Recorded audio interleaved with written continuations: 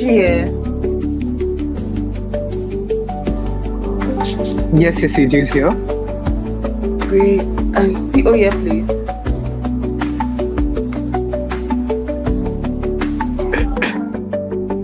Okay, just CG is here. Please, the team's president, please when you're speaking other than the text space, just checking like.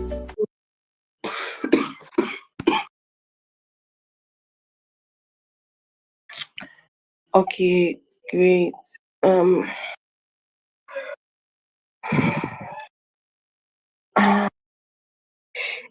Eliana, please, is just Eliana here? I'm not even seeing her. Oh God, help me. Okay. If you're not in the call like in like 2 minutes or 1 minute, you can just like start without them. Who is that? That is Aussie. If Eliana is not on the call in 1 or 2 minutes, you can start without them. Oh, thank you. So just checking OG. Is OG present, please? Yes, OG here. Great. Oh, please. Oh, is here. Great. CO, please. Oh, is here. Hey guys, I'm sorry. I'm not really in good health, but I'll be trying. So just excuse me coughing from time to time. At least I'm not yet contaminate anyone. Also said we can wait for the judge for a minute. So please, I'm better for this debate competition. Yeah, I'll be judging alongside Eliana. Hopefully she joins us. So I need to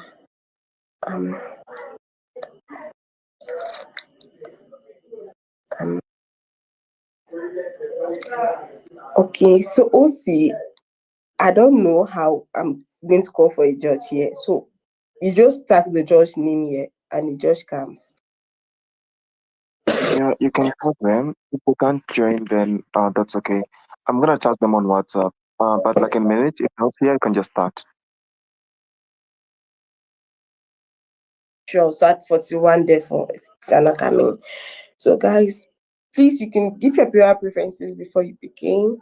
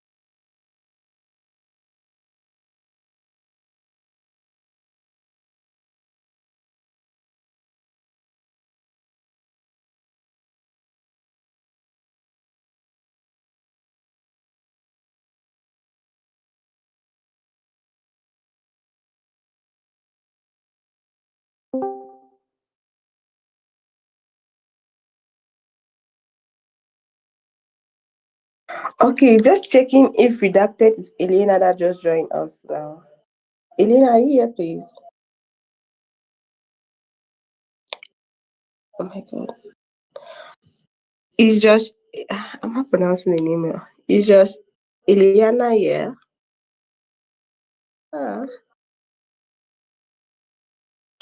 Okay, guys, we'll be starting then. Hopefully, she joins before the speech is over.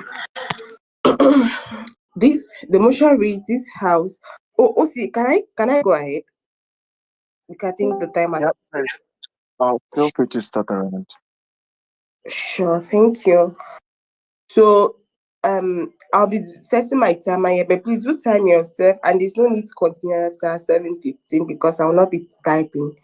The motion read this house as a lifelong Manchester United fan will quit supporting the football club.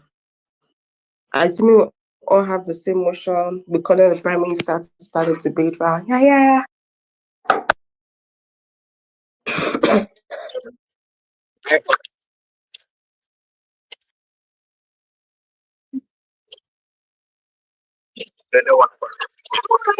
My background is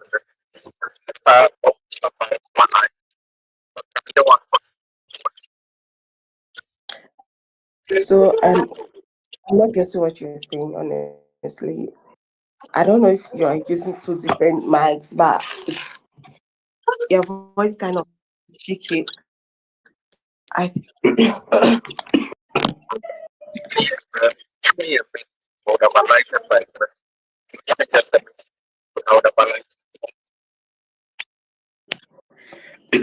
so is it just me? Because I'm honestly not getting to what he's saying.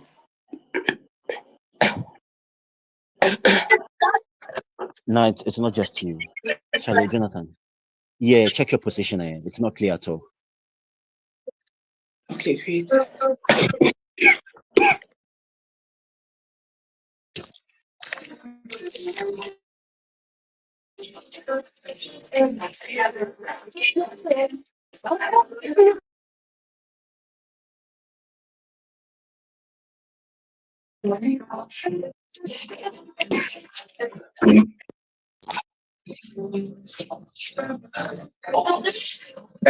Could you hear me now? I'm saying that my background is very noisy. I'm in a car and I'm about to drop. So in about like a minute, I would have alighted.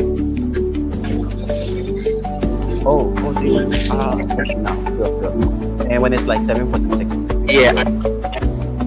Yeah, I'm from work. I'm almost at the end. Give me like a minute, just a minute.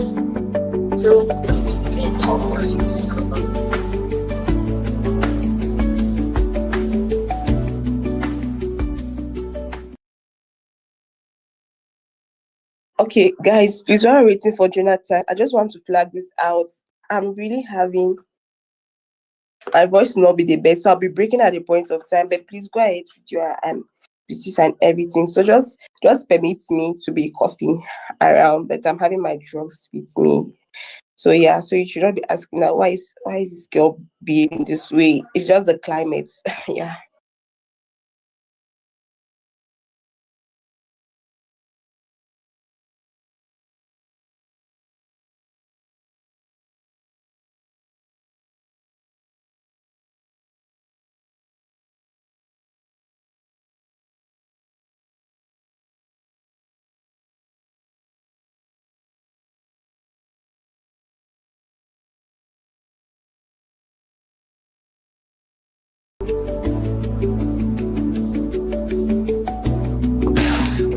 All right, sorry about that. I'm quickly getting somewhere to stand and then I'll speak. Just a second. Just alighted. Let me stand. Pardon the background noise, cause this place is quite rowdy. So let's just pardon that. Just confirm for me if I'm a bit audible, like you can hear what I say. Can you confirm that for me? Yes, please. Yeah, Yeah, Jonathan, you're audible. All right, let's go. Let's kick us. Okay.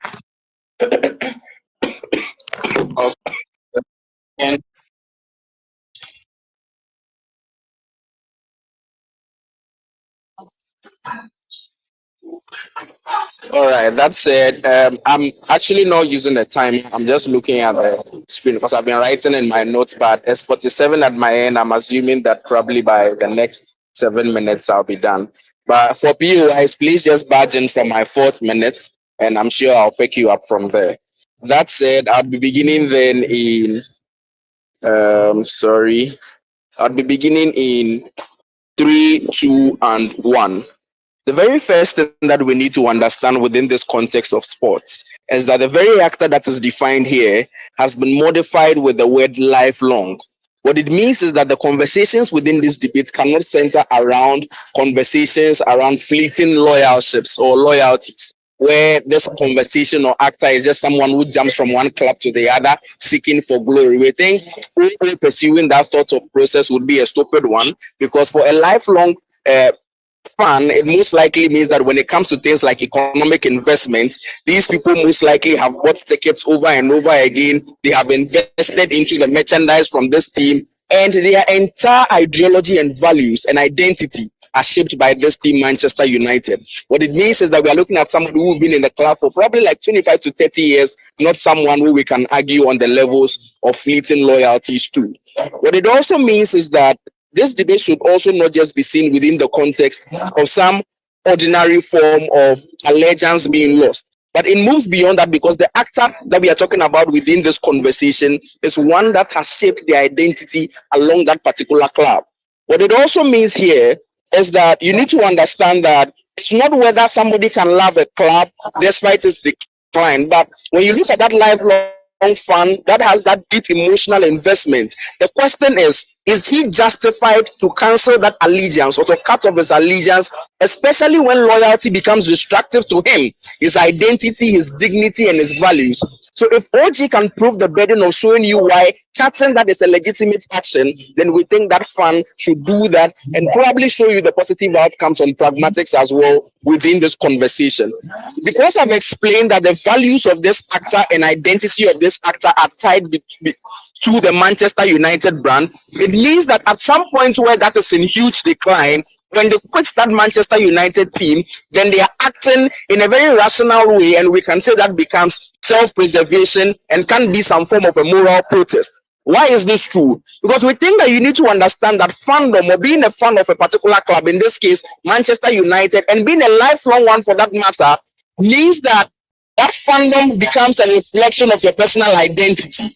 What it means is that at a point where Manchester United has seen continuous failure, humiliation, systemic rot, then that loyalty trap now has forced the fan into an identity of suffering and ridicule. What you need to understand here is that leaving that club as a Manchester United fan is not just betrayal to that team, it is an assertion of your dignity as a Manchester United fan. It means is that you cut yourself off that endless level of pain and that self-infliction for the sake of that sentimentality.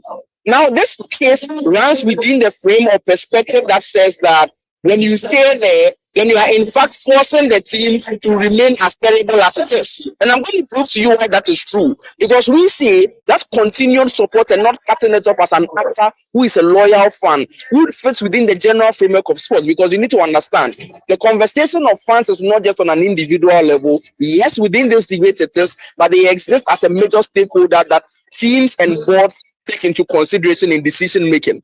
What it means is that continued support for Manchester United, one, means that that team knows that they have financial insulation because they keep profiting from things like ticket sales. You buy it regardless, merchandise, global branding, all of these things, even when the performance is poor. So there's really no financial pressure for the board to improve and do something way beyond the logical. Now, we also need to understand here that all cannot simply premise this debate of sports within the level of lack, where they say, well, most likely they've done all they can do, like the InfoSlide says, they've changed a couple of people, but they are still getting terrible results. We say especially because this debate asks a fan to take an action. One, we can assume that there's an objective reality where Manchester United can improve.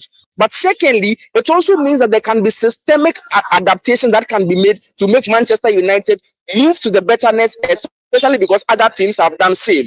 What this means is that within this particular narrative, a force or a quit can force Manchester to do that. But the second reason why continued support will lead to that same stagnation is that it creates a system of no accountability, because the fan will stay loyal regardless. Management will also interpret it as an acceptance of failure, and there's really no incentive to fix the systemic problems. And let me shift this debate to the conversation of the fan, because that's what we really care about. We think that when it continues to support, then it creates a system of normalization of failure. Because we need to understand that every season of poor results becomes that new normal for that fan, breaking their initial identity. But the reason why that is dangerous is because it becomes difficult for that fan to now effectively stand against Manchester United. Because the club can simply dismiss that dissatisfaction when they still get revenue and support from that club. That tells you that continued support, oh my God, now they are disturbing a lot. Can you still hear me? Let me just confirm that. Jonathan, we can hear you. POI. All right, shoot your PY. Sorry about that. Too. Okay. If your hand is still part of your body and your hand is malfunctioning, will you cut it because you find that hand as an identity? No, you see, that's the problem. When people buy into certain things, it means that there's an opt-out mechanism, and it's different from a system that you are created with. And so, for example, even one of the cases I'm going to run is going to prove how we protect intergenerational actors and how it ties to that actor within that debate.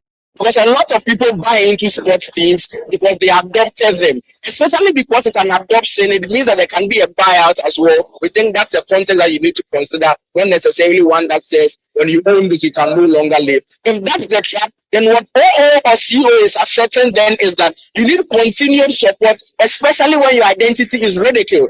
And it means also that they have created a zero opt-out mechanism for every loyal fan within that system. That also equally feeds into the narrative of glory hunters that exist and push also those narratives. But the third reason why we think that makes sense is on the levels of psychological liberation. And here everybody ties it as things around what's the name, mental health and all of that. We go beyond that because we need to understand that, especially because there is that constant investment from that fan, and there's also that constant failure from the team. Where you are having is not just a system of humiliation, but a consistent cycle of humiliation.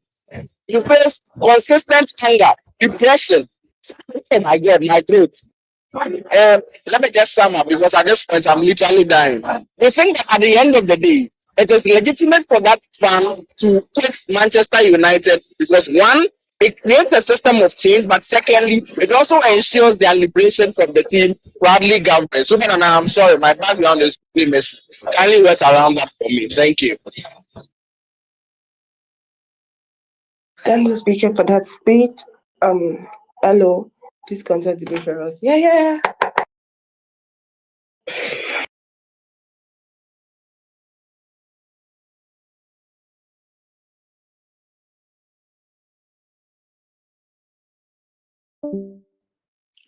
Everyone, can you hear me? Yes, you're audible, please. Okay. A second.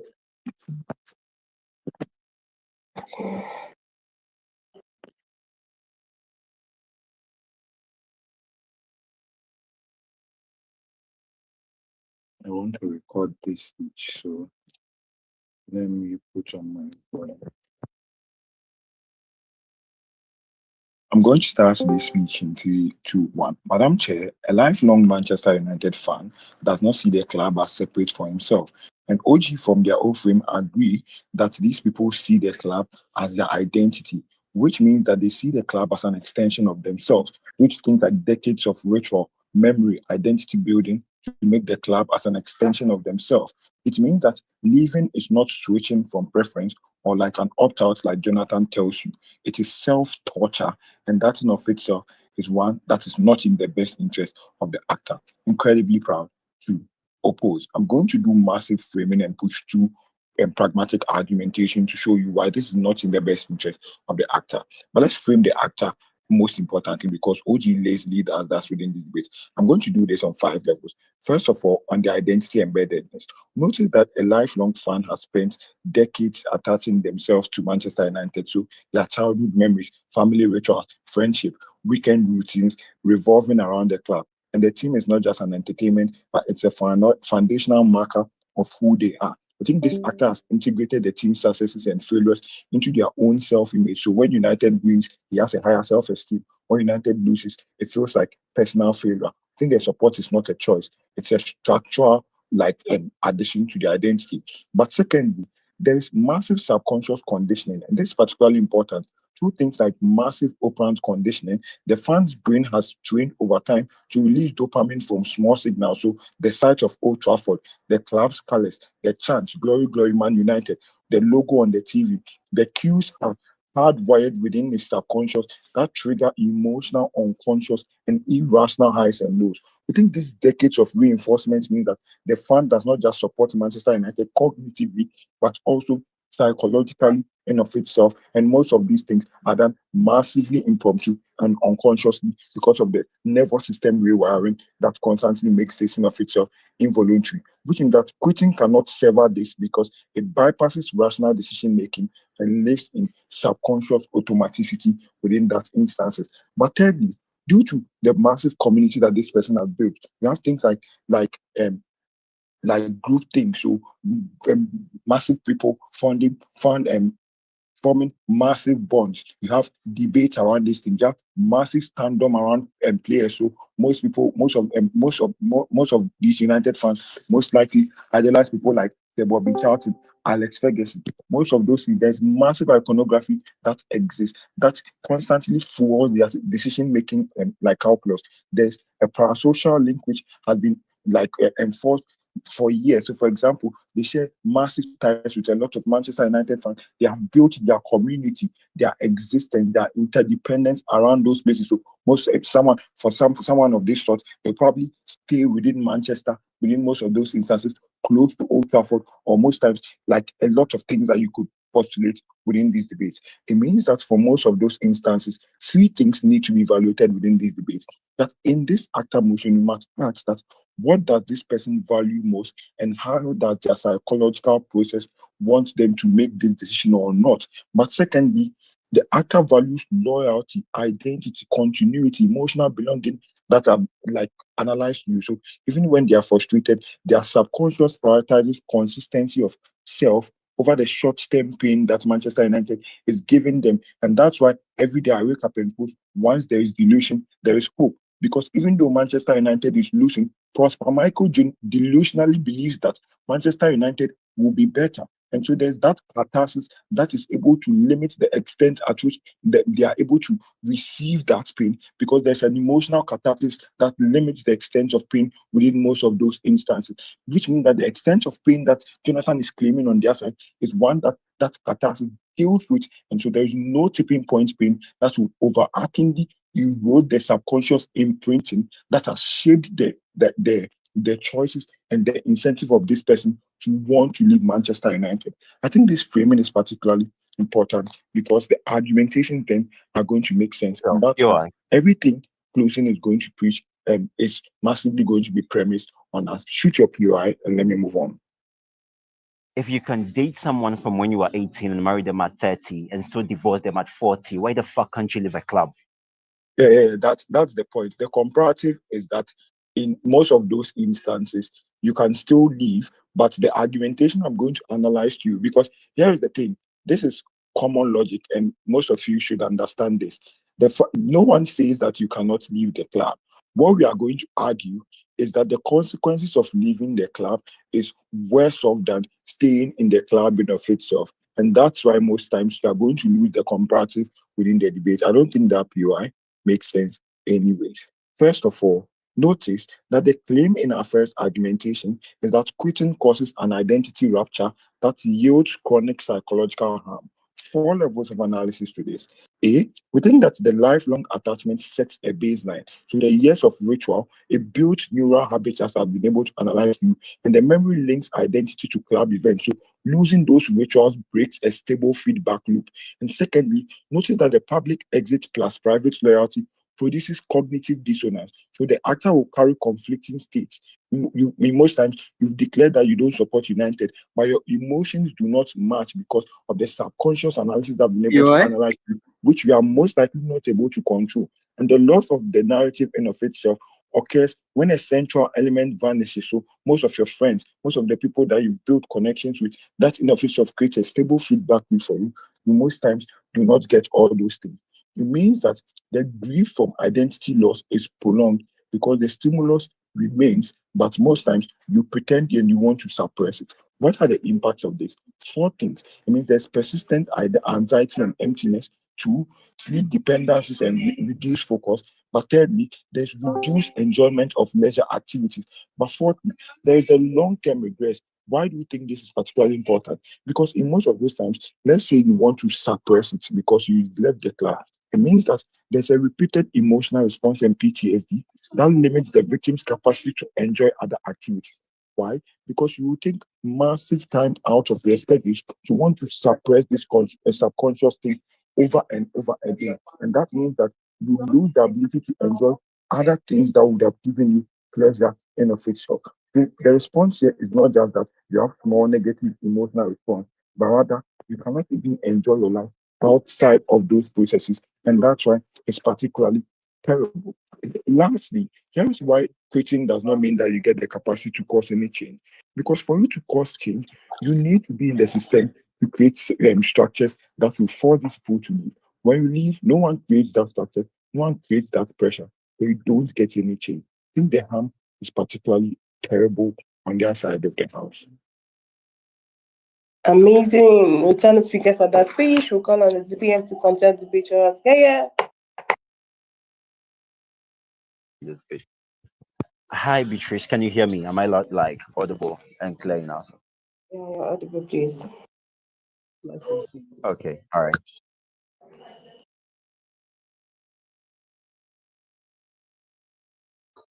Okay. Okay. All right. Then I'll start shortly. All right. Just hold on.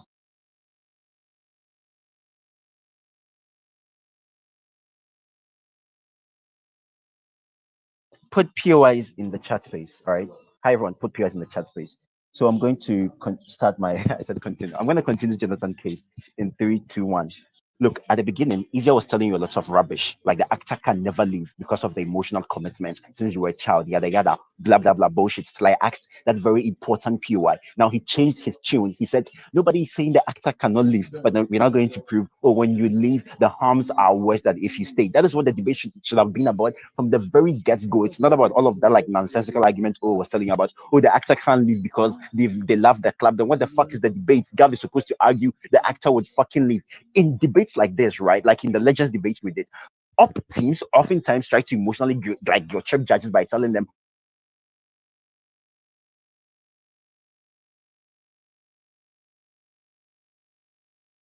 to you several basic cases of a leave, and the judges go like, ah, when they leave, they die, so you win. Like you cannot give such calls in today's debate, right? Here is why OG wins today's debate because there are three things in this touch that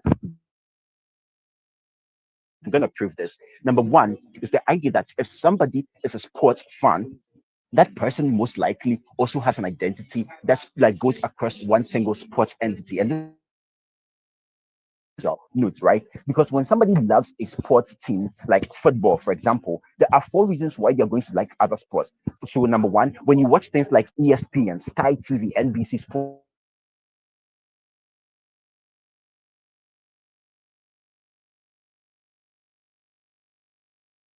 on Thursday, they're going to show you Formula One. And since you love the sport and the energy it gives you, you're most likely going to watch these other things. But number two, oftentimes too, when football goes on the off season in April, May, June, when football goes up, you want to watch basketball or watch some kind of F1 so that you can still keep getting the dopamine and the euphoria that Manchester United gives you since you're like 18 years old. What does that mean? Is that the identity of today's actor in this debate is one that is not only tied to Manchester United, but tied to the excitement that a sports team called Manchester United brings. Panel note, right? That excitement is so great that the actor also follows a basketball team like probably Lakers, an F1 team like probably Ferrari. That means the excitement from sports is what keeps the actor's identity going. So when they decide to leave Manchester United because it's so shit, it no longer gives them that excitement. They get that excitement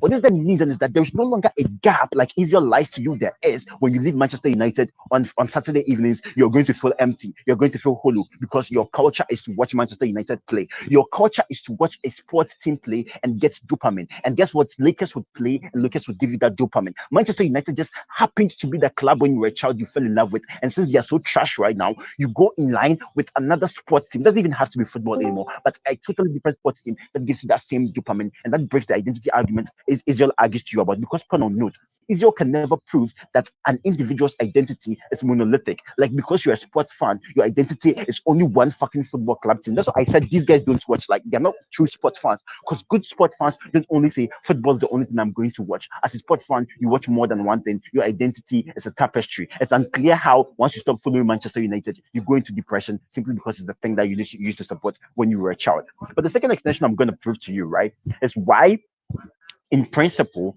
The actor has to break that loyalty they have with Manchester United. Panel notes this is my second extension. The extension is that loyalty is not unconditional. Like all the basic claims Izzy was claiming, like, oh no, you've loved them since you were a child. It's an extension of you. It's not rational. Like who gives a fuck if you tell me it's not rational? You need to prove why it's not rational. But importantly, I think it is a rational decision. Here is why. Number one, since you're probably like 6 years old, 7 years old, probably your father was like was supporting Manchester United. Your siblings were supporting that. So when they tell you let's watch football, that is the team they would put on the TV for you to watch. You were socialized into watching them win. When Alex Ferguson was leading Manchester United from like the 1990s all the way through to 2013, they were winning a lot of things. The InfoSlide literally tells you that these guys were winning a lot of trophies. That means it was that glory that made the actor now have that loyalty for Manchester United. So it was premised on them giving the actor trophies and giving the actor happiness and something to bant their fans about. But in status quo, the actor is the one that gets humiliated every time an argument comes up. Like Chelsea goes like, we just won the Club World Cup.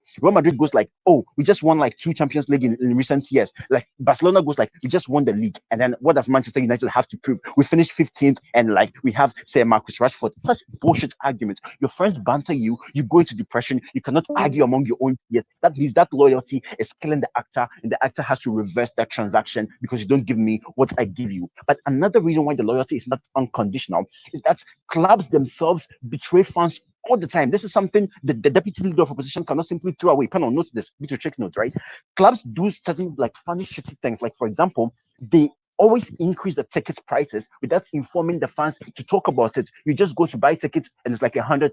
You have to pay or they sell it to someone. Number two, like clubs oftentimes sell out the teams to owners that they want to bring in more either Saudi revenue or like to American billionaires, right? They don't care about whether the fans want the club's heritage to stay in the same city that they gather. They don't give a fuck. They're going to sell it for the money and what's not. But number three, clubs like Manchester United also oftentimes betray the fans by signing very shitty players. So instead of them to sign players like Bellingham worth like 150 million, sign Isak worth like 130 million, they don't. They go and sign Cunha and Imbremo, like shitty guys from Portugal nobody watches for 60 million and like 35 million. This is betrayal because fans are waiting for you to sign good players in the transfer window so they can brag about it. If you betray your fans day in and day out, season after season, your fans also then are justified to say, I am going to quit supporting you because you keep betraying me on all of these accounts. This is me proving extensively that the loyalty is a transactional thing that the fans can also betray. Like you cannot simply reback by saying, oh, panel, we think it's like emotional, yada yada, like child, like this bullshit.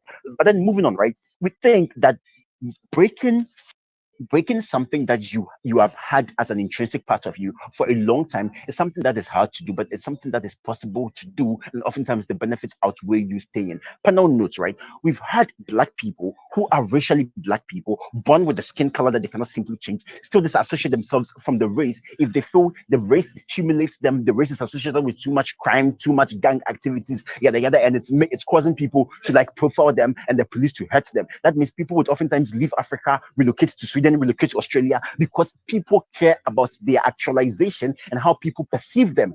The same thing applies to today's debate. If people see you to be a loser because you support a losing team, they start to question your taste. You go for like a business deal, you go for like a lunch restaurant, and then like your business partner asks you before we close the door, which club do you support? And you say Manchester United. He starts thinking you have low IQ because you support teams that simply don't win. All of these profiling are things that people can break away from. And like I supported Manchester United for 20 years. So what? I can simply break away and be free. The reason why we win from OG is because Jonathan proved to you a case that Ezio did not respond to. Jonathan said, if you stay with the team and you still buy their jerseys and buy their tickets, you give money to the club leadership and they have no incentive to do something correct. So even if it's not for you, you leave the team and you give them an incentive to make things better for the next generation of fans that will support the team. You are done with them, you leave them, and like you send a message clear across boards, vote here, here.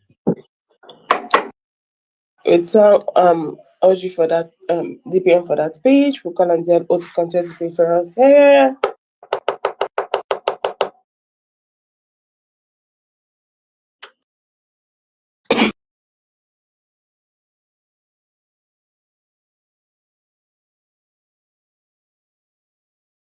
Hello, am I audible?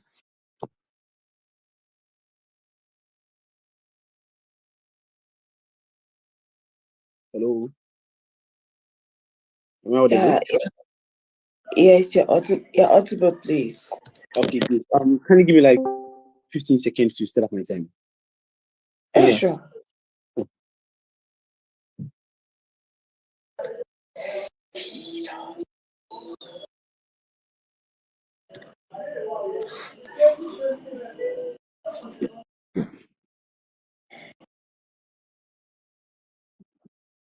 Okay, great. Hello everyone. My name is Dennis. I'm going to be the DLO. Please, if you have any POI, kindly unmute and ask. Yeah, I'll try my best to take you. Yeah, my preps. Great. So I'm going to start this speech in 3, 2, 1.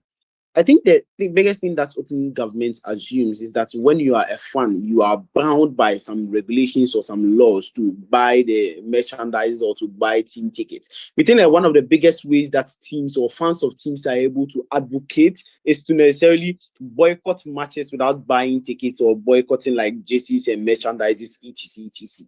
We think that these are things that you can still opt out of if you still identify as a fan of the club. That conversation isn't largely exclusive from opening governments. They can't be winning on that. But secondly, we are going to prove to you why the advocacy and the change that they believe that this individual prioritizes when it comes regardless to the team is something that we largely win from our side.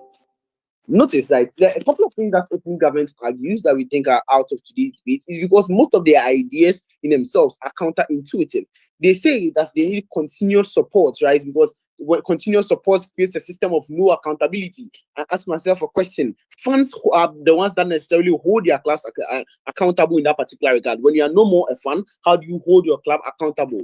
But why is accountability even better and why is it worse on their side? Because we believe that quitting destroys social capital and removes the capacity to influence the club behavior, producing practical harms to your life and legacy. This is true for 4 reasons. First, the supporter identity creates that dense social ties. Friends, groups, workplace banter, travel networks, and family rituals rely on shared alliance. Quitters leave those routines, social friction arises. But in being, civic influence needs presence. Fans who remain hold seats in supporter strats, organize protests, vote on governance matters, and coordinate boycotts with measurable impact. Exit eliminates eligibility for all those levers. But thirdly, economic and reputational ties flow from long-term fandom because we think things like season ticket relationships, local businesses, and things like informal networks extend into career and social capital, where severing those ties carries huge material losses. But then, fourthly, we think there is symbolic purity that yields low leverage because once person's exit signals moral position, not bargaining power. Effective pressure requires collective action from people who stay and protect using insider status. The impacts are fourfold.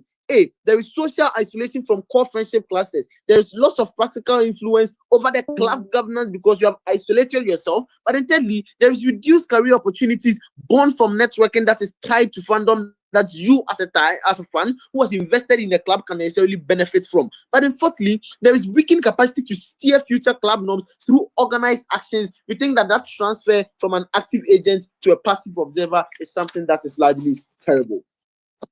On to extension there's and why we think like we are largely winning on the class of who best help the actor in this particular case. Notice that the premise of opening government's case is the idea that this individual can uniquely sever all ties without any emotional attachment to the club. Easier already proves substantively why this is a subconscious registration of your identity, and that thing becomes largely like impossible to necessarily throw away completely. We think that largely doesn't happen. But even if you're able to quit actively with zero emotional attachment whatsoever, we think that is still significantly bad. Why? Because firstly, it leads to a decline in environment, like in the enjoyments that you enjoy and the sport as a whole. We think you have 2 alternatives after quitting supporting United in government role. Either you support a different team or you remain neutral. Both are equally terrible options. The first option then, supporting a different team. We think that you feel an innate sense of betrayal given the extent to which football fandom plays a crucial role in shaping people's identity. You fall in love with the club for arbitrary reasons, but you build relationships and create bonds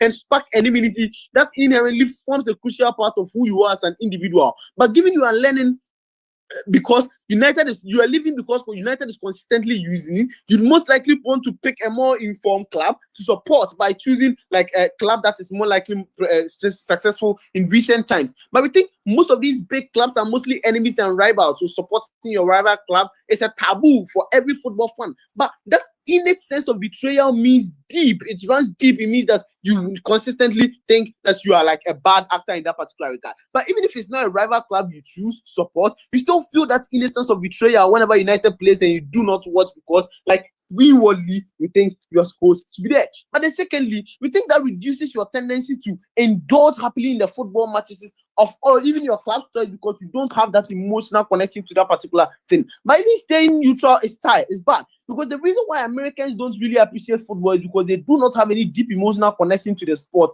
Given how emotional attachment makes every moment enjoyable, you release hormones, you watch every single match. On their end, they lose that involvement joy and that inherent joy for the sport because like you do not have any significant emotional attachment to a particular team that gives you that joy. Why is this important? Because this affects the way you view the sport in its entirety. Given all of Jonathan's characterization on the emotional and financial investment, A, you care about the game deeply. B, it is probably your biggest source of enjoyment. It means that notice this goes beyond happiness that United gives you, but the happiness that the sport gives you in itself. On their end, you lose that happiness, you lose that interest, willingness to necessarily engage in that sport. We think that vacuum that Israel talks to you about is largely created. But why would like United's current difficulties become necessarily a net good for that particular individual? Because note, Israel tells you one, there is illusion, there is hope. You believe that the club will be better because lifelong fans have lived experiences before. We think that Sir Alex Ferguson, the greatest manager ever, like for 7 seasons was going 11th to 14th in that particular regard. The club has seen bad times, but there is hope to get better. But then secondly, this bad times allows for more appreciation, even in the minute wins that United necessarily have. It makes you happy when we play against Newcastle United and we win or we're able to go toe-to-toe with Arsenal. These inherent appreciations are something that you lose on your side of the house. When you opt out entirely, you don't just lose that, you lose the love for the sporting of itself. I think that is significantly terrible to the actor, given how much they care about the game. But then lastly, on the emotional despair that OG and probably CG wants to talk about, we don't think it disappears. We think that, hey, you still feel emotionally hurt when United loses every single match. You feel happy when they don't. You just don't want to express it. You box it, push it into a corner. But secondly, friends banter, that like opening government tells you, friends who always want to banter you, it doesn't disappear. They now rebrand the banter, call you out a coward for seeking glory or necessarily running away from your club in their hard times. We think that this is even worse because of two reasons. One, you cannot voice out your like emotional relief. You cannot voice out to necessarily give yourself emotional relief when you think that this banter is becoming too much or when you think United's loss is hurting you. You can't speak out. But secondly, there is social isolation from these friendship clusters. That means that you not be able to like get any emotional support from anyone, given you do not self-identify for this. We think that this is largely significantly worse on their side. On our side, when you remain a supporter, you're able to enjoy the minimal wins that we get, but at the same time, you get a better like a support mechanism for all the emotional despair. Proud. Amazing. Thank the speaker for that time speech. We'll go to CG, calling on the member of government to continue the debate for us. Yeah. Yeah, just give me 30 seconds. I'll begin. Just setting up my timer.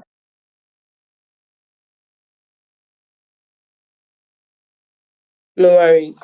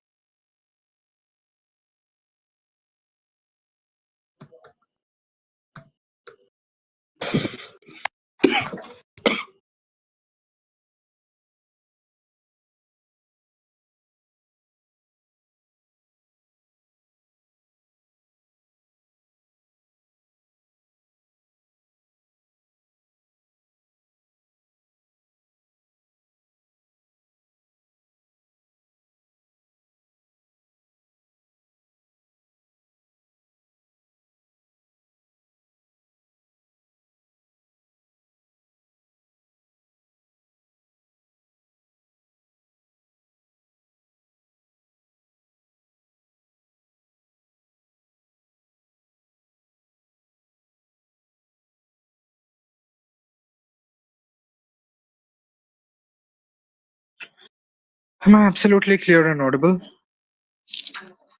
Yes, please.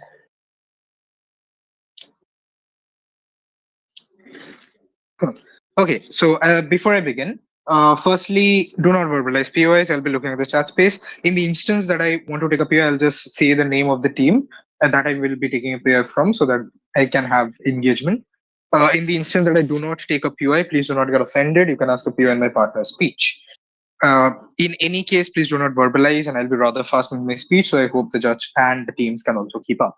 At any point, if I become inaudible, please ensure that you are calling me out or like at least informing my teammate that I'm not audible. That being said, beginning the round in three, two, one. Imagine a lifelong Man United fan, a person whose heart and soul belong to this club, who remembers how he as a child used to rush home from school just to see the boys in red. His room is probably filled with red jerseys and photos of players like Ronaldo, Cantona, Rooney. For him, they weren't just players, they were embodiments of dominance, of honor, of excellence. For him, Man United wasn't just a club, it's an institution of success, identity, and pride. The football they played was magical. The love they had for the club was not just like a platonic love. It shaped who they are as people. We agree with opening opposition on this. We disagree with opening government when they go forward and say that you can just love anything that you want or any F1 fan. That is not a true lifelong Man United fan. You cannot say that you are in that instance. Every goal of with like every that individual watching every goal for Man United was a celebration. Every win for Man United was a beacon of pride and joy in their childhood. Their childhood memories were linked to this very club, to Alex Ferguson's band of dominant football. Sir Alex's era built not just trophies, but a culture of mythology that fans emotionally anchored themselves to. But understand this. But post Ferguson, United collapsed from his post pedestal of dominance. The same indoctrination that opening opposition talks about that happened is the indoctrination that I'm going to flip their entire case over. Because the indoctrination that happened in their side of the world is the indoctrination in Man United's era of dominance. That is the indoctrination which happened on their side of the world when a child, like when an individual right now is looking back at their childhood memories and remembering how Man United used to be dominant in the first place. But right now, what is the case? Post Ferguson, United collapsed from its pedestal of dominance and its trajectory shifted due to four main reasons. Number one, there was structural rot at a management level where the owners, that is Glazers, prioritized commercial revenue over footballing excellence. Man United became a corporate where it had lost all its narrative of dominance that it had and just pushed for brand deals instead of footballing consistency. But secondly, there was managerial instability which fans could literally see, which happened when the management was being an asshole and sacking managers frequently and like having short-term footballing identity with no coherent values. One season Man United was offensive, another season they're defensive, and having a donkey called Onana for a goalkeeper in their side of the world. Understand, thirdly, there was misallocation of resources which happened in Man United, where there were billions of money which was spent on players, yet no synergy or immense pressure to perform, which was and players had immense pressure to perform, which meant that they inherently underperformed. The prime example being Anthony in the first place, whose billions of dollars were spent on him, but he never could perform at Man United. No player can't. Even Ronaldo couldn't when he came back to his era. But fourthly, there was an ineffective erosion of culture that the united way of attacking ideally, which was established or indoctrinated among these individual, among this fan in the first place. The fearless brand of football which was established by Sir Alex Ferguson was replaced by defenders like Harry Maguire, who scored more own goals than defend in the first place. The 24 to 25 season was the tipping point for this actor. Why is that the case? Firstly, for this actor, this United finished at 15th in the league, lowest in any proximate year in the last 20 years. They probably finished 15th, no, never in their entire history probably of Man United in the first place. But secondly, they lost to Spurs, who literally have never won a trophy to begin with, and that being a Premier League fan or being a Man United fan is probably one of the most shameful things that you can go or undertake in, to lose to a team which has never won a trophy to begin with. But thirdly, even after signing new players in a completely new season where Man United literally promised their own fans that they're going to improve and they're going to give a new era of dominance, they literally fucking lost to Grimsby Town, which is the Division 4 team in the first place. This meant as a fan, you have two perceptions of Man United. Number one, that the management has literally ruined the club and has never improved for the past 12 years. But secondly, the club that they loved can't even be identified anymore in the first place. Using opening opposition's analogy there, they can't see their hand as being theirs anymore. This individual can't even see their hands as being theirs anymore. It's just a redundant idea that just creates hurt and more hurt and more hurt, and not any shred of joy existing in the first place. They've never proved how happiness happens on this side of the world. Let's flip opening opposition. The first push from side CG. The involuntary dependence of this action on Man United and the social indoctrination that happened on opening opposition is exactly why the pain is worse on our end. Why is that the case? When you love someone with all that you have, and this is an analogy that I'm giving you, panel.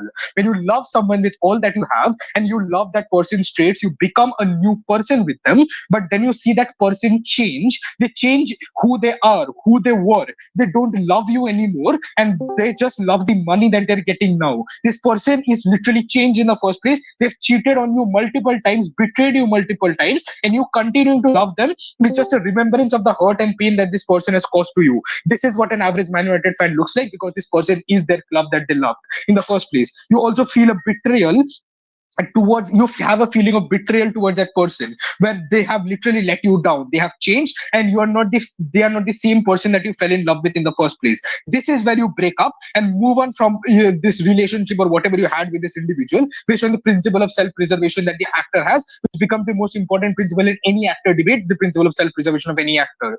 Cognitive dissonance on opening opposition only becomes relevant till when you can ignore the reality that you go forward and have, which means that if you believe that the club can change, then only you're going to be cognitively dissonant about all the other things which is happening within the club. But when your club literally loses to fourth fucking division team, the reality of the club you loved hits you like a brick.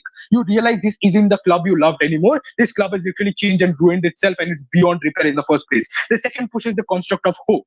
Hope as a construct, as an act from the perspective of an actor, tends to exist on an underlying frame of rationality. You tend to hope when you see that there is any possibility of benefit happening, and that isn't proximate here. Man United are literally the worst team in the league from a fan's perspective in the first place. There is no proximate managerial change for any level of benefit which Man United can have in the last 12 years. Why would a fan suddenly try to hope in the first place when all that hope has led to is them being disappointed and them being literally having pain in the first place? But last push then, the idea of bullying and harassment pushed onto an intergenerational level. When you literally have a lifelong fan, you literally have to form a community of people who love football, and you are the representative of your club to those individuals. Protected time. When you support your club, your social connections also form on that same identity. We agree with opening opposition. But why is this bad? Understand, Man United is currently a very polarizing identity now. The same community that used to call friends before are now literally going out and trolling you because you're a Man United fan to begin with. Understand then, your community is literally competitive and you get bullied for being a Man United fan. You don't derive any happiness, you just derive pain from the club in the first place, and then you go for and socially isolate because the mental health is literally fucked because this club that you love so much has literally disappointed you and cheated on you and is never improving to begin with. Here is why social isolation is flipped on our side of the paradigm. Pretty simple. On our comparative, you publicly stop being a Man United fan. Yes, there are friends who are probably going to hate you and call you betrayal of the club in the first place, but there are also friends who are going to care for you and beyond the constructs of the club in the first place, and these are the friends that you probably go ahead and hold on to. But most important, you don't get fucking bullied on our side of the world, you don't get harassed on our side of the world based on the club that you're supporting, and lastly, that feeling of betrayal that you go forward and have towards your own club and somebody you love is literally revoked, and you preserve your principle of self-preservation. You are not socially isolated anymore, you have your mental peace here. Yeah, we've done the speaker for that speech. We'll call on what's this? Member of opposition to contest debate for us. Yeah.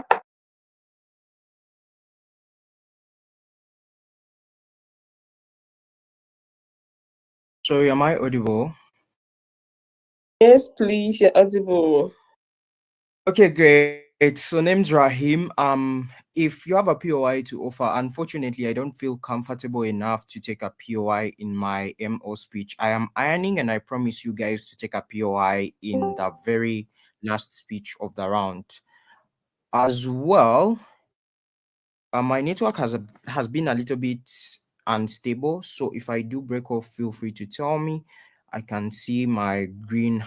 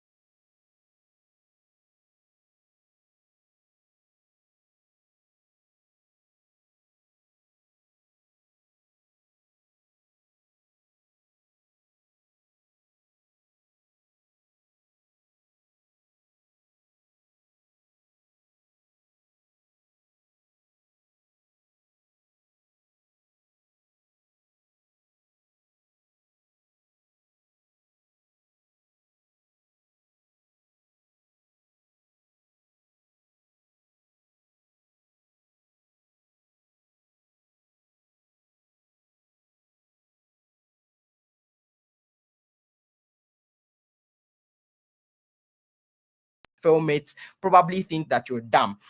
I'm gonna show you why my extension makes that long-time Manchester United fan much more intelligent, makes them look like they know what they're actually talking about, and with that we'll have engaged like the opening government case. The simple CG case here is also very, very straight up. I think they try to explain why your team has betrayed you and the like, and what you're essentially going to make you feel bad or something like that. The aim of the extension is going to be simple. Given that there is existing harms from all other teams in the debate, how can a Man U fan be able to leverage the chat around these harms and probably transform to get their own agency in conversations as such? That's that simple constructive case we are going to give you. Number one, characterization. Amongst all United fans, you as a long-lived fan are the most informed one. It means when the clubs loses, you speak the most. You are interviewed because you're the most resilient fan and the fan who has been following all the changes that exist within Man U. The second thing to support this as a characterization is that there is a growing accessibility towards the narrative of romanticizing victimhood. This is a narrative that allows people to stay in toxic relationships because they apparently get so much support to speak about these things. But men express them in an ordinary day as a simple Man U fan. Because I know my team is losing, it is when I feel like I should excuse myself to take a beer, go out with a night for the boys to compensate for the losses that we have given. This extension is what explains what the in construction, like what a Man U fan can utilize this new form of loss for in order for them to get specific leverage that other people most likely do not get within that regard.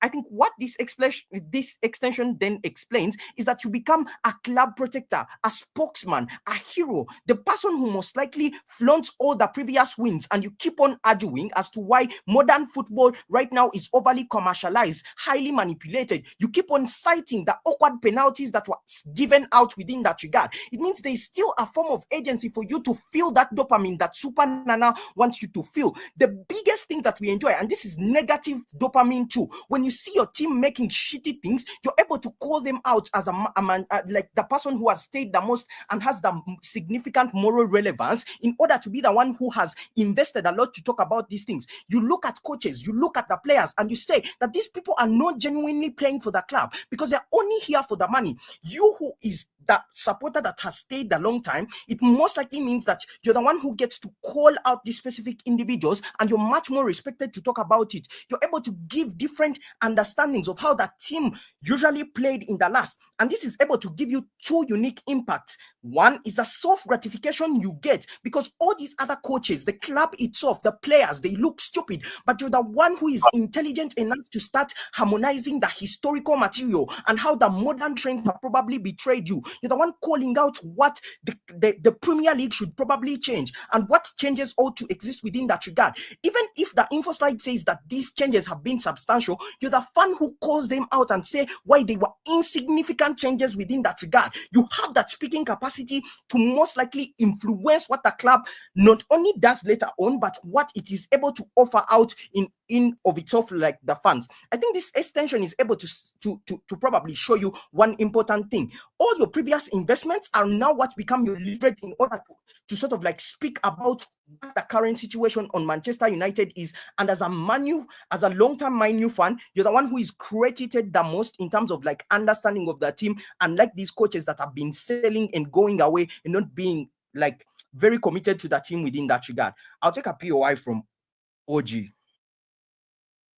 1, 2, 3.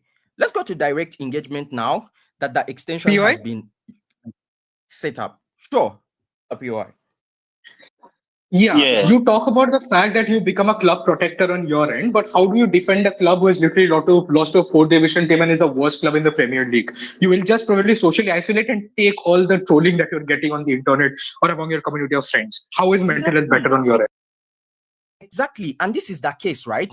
instead of you being silent because your team continuously like wins all the time, you get other ways to enjoy that sport. This is through the negativity of the sport in itself. I can now throw back to other fans. It's why we create chants that make Arsenal sound like shit. It's why we most likely express ourselves with hate watching and going to watch other people's matches just to make sure that they are losing within that regard. You start seeing new ways of enjoying that sport because your team is actively losing, but those are within like the interest of your team losing, like the interest of hating on other teams that are losing as well. You glorify and you drive the nature and the culture of trolling. Notice that this culture of trolling already existed, and it's why we constantly have songs about Tottenham and how Tottenham is shit and all that. So you're now just amplifying on that. You become a hate watcher. There's a much more better, unique way to enjoy the sport for you besides the simple things of is my team winning or losing or not, and all those things. But I think the other important response here to CG is this. I think your ability to troll other people as well also exists, and it is justified on our side more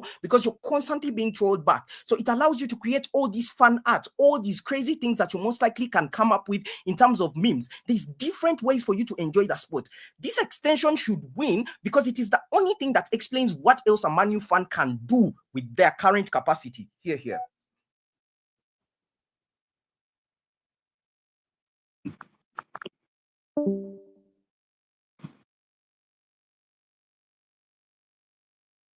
Could you confirm, am I audible?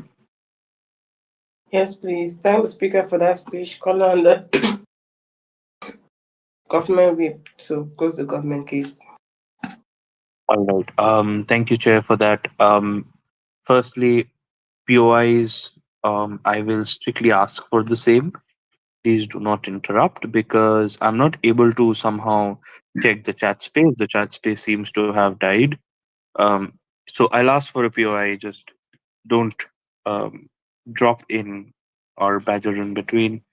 I'll also point out the name of the team that I want to ask for a POI from. Carrier going as Gov will be starting my speech with the reverse countdown of three, two, one. I think it is extremely convenient for closing opposition to come ahead and talk about the negativity of the sport. Then the next moment go ahead and say that the best counterfactual that they have on their side is to go ahead and say that number one, I'm a fan. Number two, that makes me entitled to go ahead and hate and shit on every other team. Number three, not recognize the fact that my own team is sitting at the bottom of the tabs. And this is where closing opposition was not even a part of this particular debate. I think three things that op bench in general lose out upon. Number one, the capacity to understand the depth of or the severity of hate and bullying that people are facing in terms of the way that this particular sport gets played. Number two, the depth to which people are actually emotionally engaged to this particular sport. Number three, the capacity of an individual to be an aware actor in the first place and make a decision that is rational for their end. So the moment that they talk about principle of self-preservation, here is one unequivocal and unanimous reason why closing government us have a better chance of explaining to you why principle of self-preservation exists on our side of the paradigm. Number one, we are far better able to protect you from the hate that you're probably going to get from the sports community because of the fact that your team underperforms. Note three things. This team has historically underperformed for quite a long period of time. This was not the same thing or not the same situation a certain years back, a certain point in time before, but now it is. And for the last decade, it has been so. The reason why this is important is because of this. The moment that we look closely and clearly at the motion, we understand the phrasing of the motion is not accurate, but also deliberate. It asks you whether you should be a fan or not. The counterfactual that we as closing government are able to point out to you is this. Number one, you can choose to love a particular fan club, but at the same time, you can choose to opt out being a fan in the first place. The reason for this is pretty same. Number one, as an aware actor, you're probably aware of the rational choices that your club has made in terms of monetary gains, in terms of the way that they have diverged their resources, in terms of the allocation of resources, or in terms of the focus that they have had. It is pretty evident to the entire fan club whether the decisions that have been made in terms of the support towards the sport itself or in terms of other benefits that were there in their minds. The reason why this is important is because of this. The first important aspect that I want to bring into discussion is about an aware actor. The fact that you're rationally aware of the fact that your sports club has done these particular atrocities at the same time while promising you that they'll be better and have not been better for a considerable period of time means that they are automatically pushing their own fans to a vulnerable position. Understand that when we talk about the depths of this particular sport and when they bring out the nuances of how this particular sport is negative in and as of itself, the point that I want to put forward in this particular debate is to understand, number one, you are probably far more likely to feel traumatized and hurt by the reactions of other people than to go ahead and try to lash out on them, than to go ahead and try to ensure that they face the same hatred that they are giving towards you. One, because there's a rational incentive for them to go ahead and do so, because your team is actually at the very bottom of the tabs, but at the same time, you do not necessarily have a rational incentive to go ahead and do so, to go ahead and say that, oh, you were probably bullies on the particular field. Everybody knows that you're probably supposed to act mature in things like this. You do not essentially have the capacity to go ahead and expect the person is going to go ahead and protect themselves from the hate by not opting out of this particular system. The reason why the analysis in terms of love fails in this particular debate, because the moment that opening opposition and closing opposition try to bring in the concept of love, they are essentially disregarding one very important thing, that you can continue to love this particular sports club without even going ahead and still being an open fan for them. And this is probably something that is a better decision in terms of the decision making, if you are making a decision that's rational and if you are going ahead and thinking about it. Here is the reason why. Fine. If you show your frustration, and if this frustration is something that becomes evident and apparent to your particular club, you're able to go ahead and generate a tangible output. What is that said output? The said output declares the fact that this very hope that opposition side is actually crying for is something that comes back to the people within the club, because now they feel that, oh my god, people are opting out of being fans for us. This is a bigger jolt to the entire club. This is a bigger jolt to the decision makers. This is a bigger jolt to the players itself. And this is something that leads to a huge backlash. This is the reason why this backlash pushes Man United Nations to actually go ahead and be better. This is the more important factor that we want to focus on in this particular debate, because in an irrational choice narrative, you are far more likely to continue being in love with that particular place, but you are far less likely to actually create a tangible change. But in terms of the phrasing of this particular debate, we are actually going ahead and creating a tangible change. We are actually going ahead and creating a tangible change. And this is something that is very important for us to understand. This is something that is very important for us to understand. This is something that is very important for us to understand. This is something that is very important for us to understand. This is something that is very important for us to understand. This is something that is very important for us to understand. This is something that is very important for us to understand. This is something that is very important for us to understand. This is something that is very important for us to understand. This is something that is very important for us to understand. This is something that is very important for us to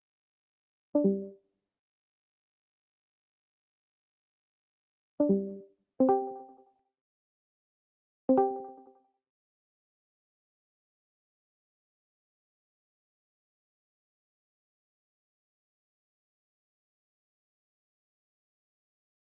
something that is very important for us to understand.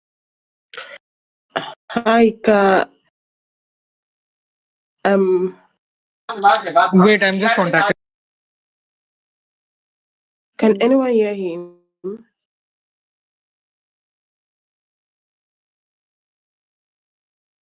No, not really.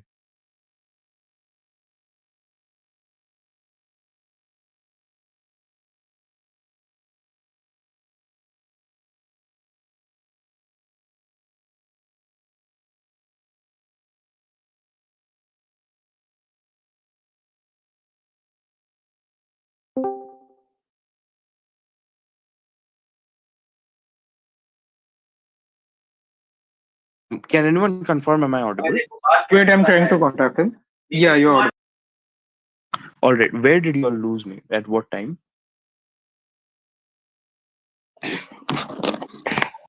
I lost you. It's left 2 minutes 16 seconds. At 2 minutes, or I had left 2 minutes 60 seconds? You are left with 2 minutes 16 seconds.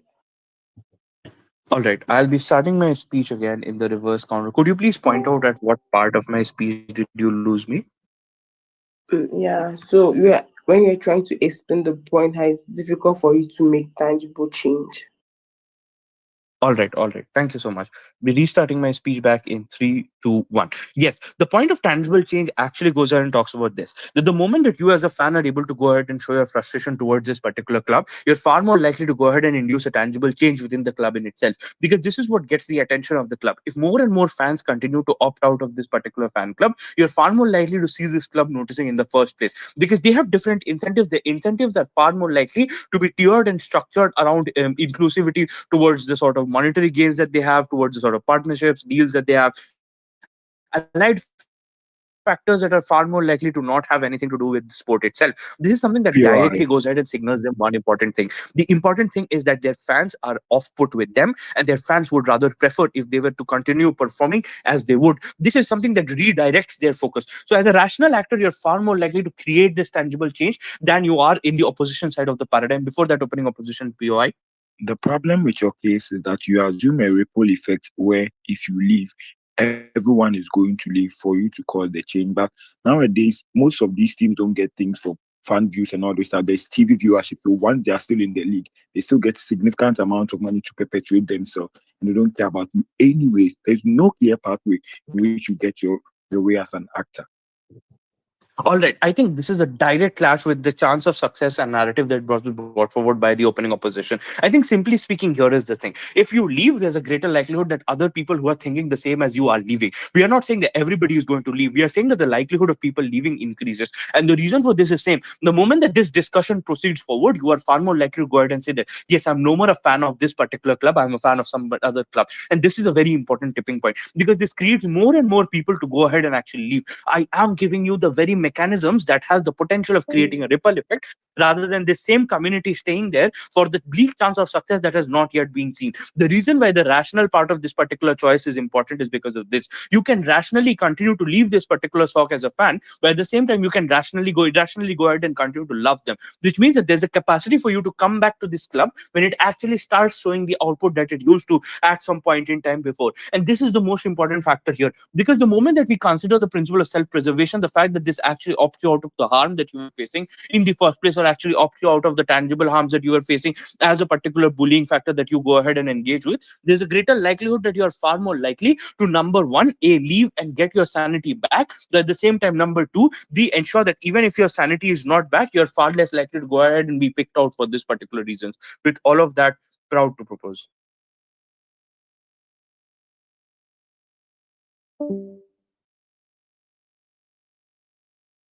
As a speaker for that speech, calling on the government upbeat to close the debate for us. Yeah.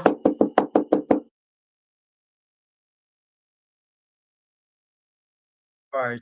Am I audible? Yes, please. So POIs, again, at around the 50th minute, I'll try my level best to ask for 2 POIs. I see Supanana is not even on call, so I'll just ask for one from CG, I guess.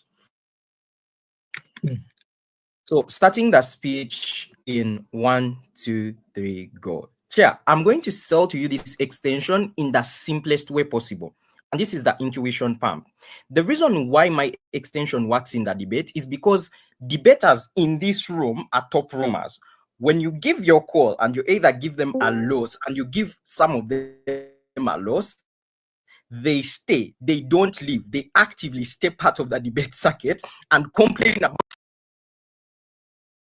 likely you don't consider and take their material to be very relevant. This happens at almost all types of tournaments.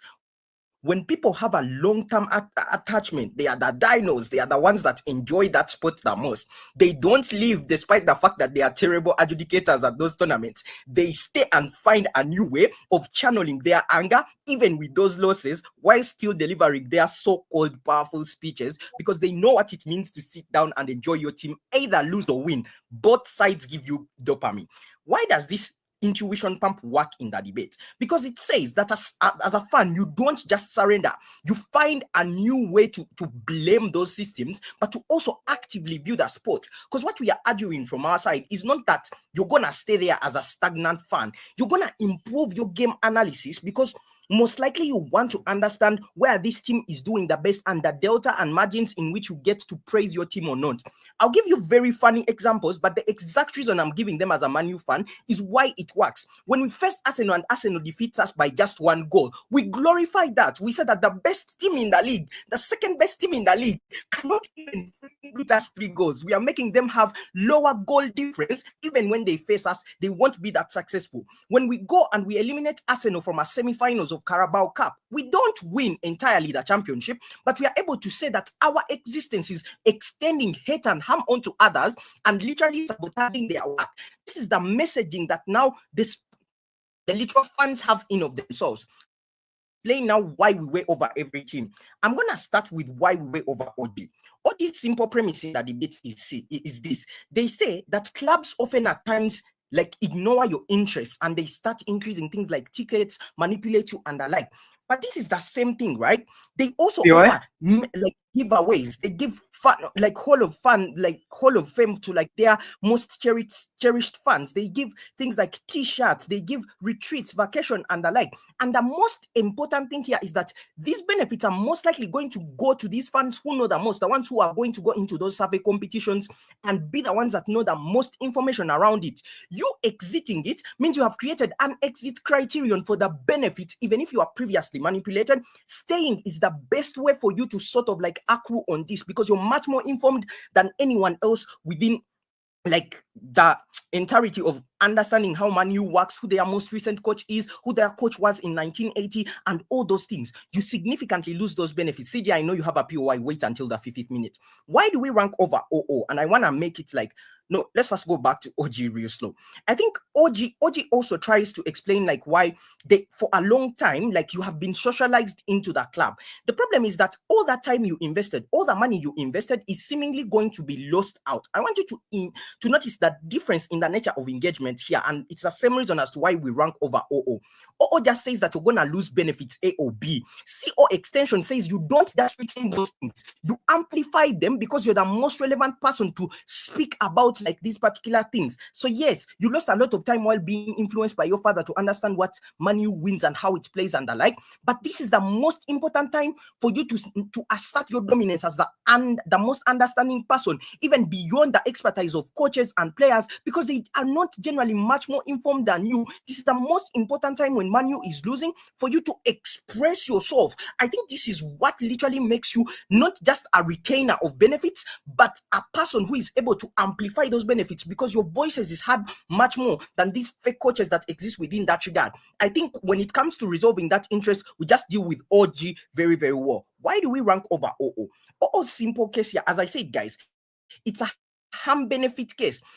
They tell you what you're going to lose. They don't tell you why you get a nexus. Like, what's the delta here?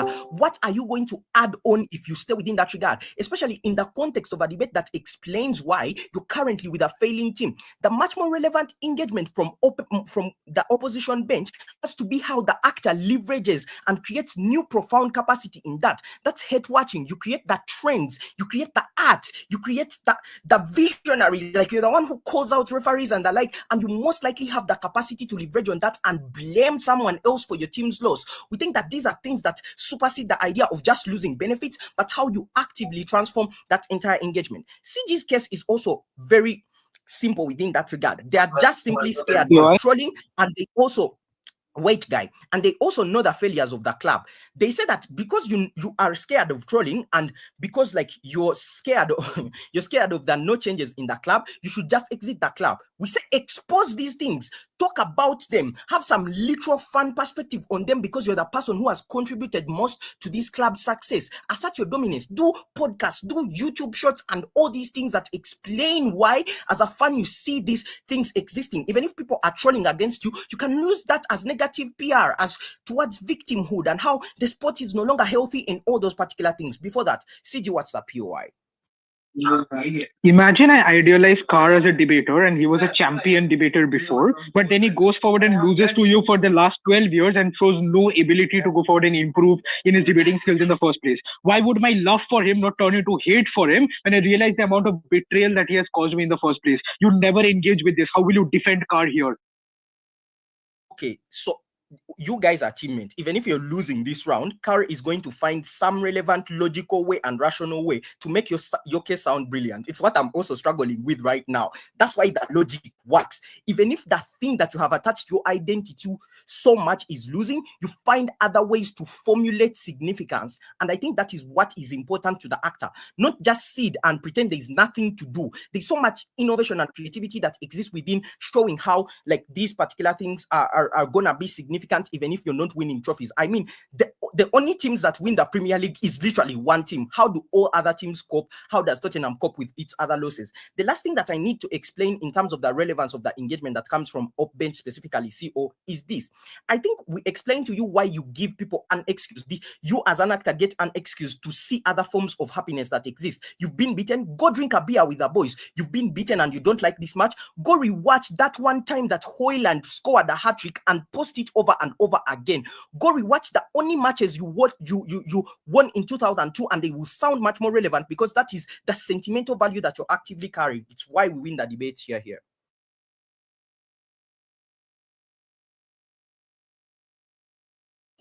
Thank you so much for the amazing. Thanks, Suka, for your speech. We've come to the end of the debate. Give me 15 minutes to wrap up with ballots and come back for OA. So please, at least one person per team should just be here. Thank you.